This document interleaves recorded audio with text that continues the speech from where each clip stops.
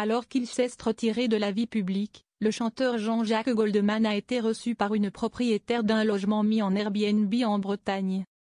Ravie, celle-ci a raconté cette rencontre inattendue sur son compte Instagram.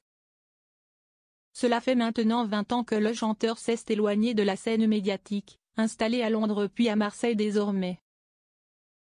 Toutefois, Jean-Jacques Goldman demeure la personnalité préférée des Français qui se réjouissent de chaque nouvelle à propos de lui. Très mystérieux, l'auteur-compositeur-interprète apparaît de temps à autre et il arrive que des anonymes le rencontrent par hasard. Si est-il le cas d'une céramiste bretonne. Cet été, alors que Kathleen avait reçu une réservation pour l'appartement qu'elle loue en Airbnb à Sker. Celle-ci ne s'attendait pas à recevoir une véritable légende de la chanson française. Le 23 juillet, la loueuse avait préparé les clés du logement pour un couple, qu'elle avait laissé dans la boîte aux lettres. Ce n'est que le lendemain qu'elle est allée à leur rencontre. Kathleen n'a pas réalisé tout de suite qu'elle s'adressait à Jean-Jacques Goldman. Si est-il là que Kathleen est tombée nez à nez avec Jean-Jacques Goldman et sa femme Nathalie.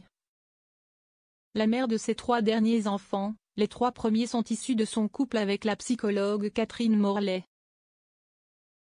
Il voyageait apparemment à vélo sur la voie verte.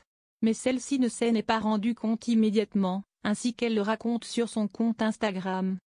Ils étaient ravis de leur séjour dans mon appartement et ont apprécié d'avoir mangé dans la vaisselle que je fabrique.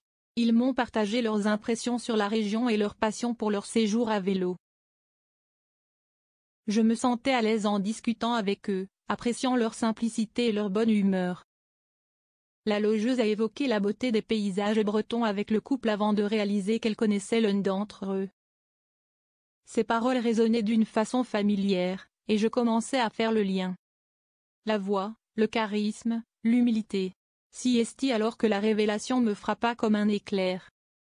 J'étais en train de discuter avec Jean-Jacques Goldman, le plus grand artiste vivant de la chanson française, s'exclame-t-elle.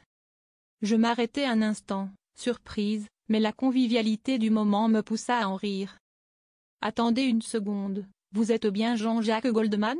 Demandai-je, un sourire amusé aux lèvres. Il se mit à rire, tout en acquiesçant, a-t-elle expliqué.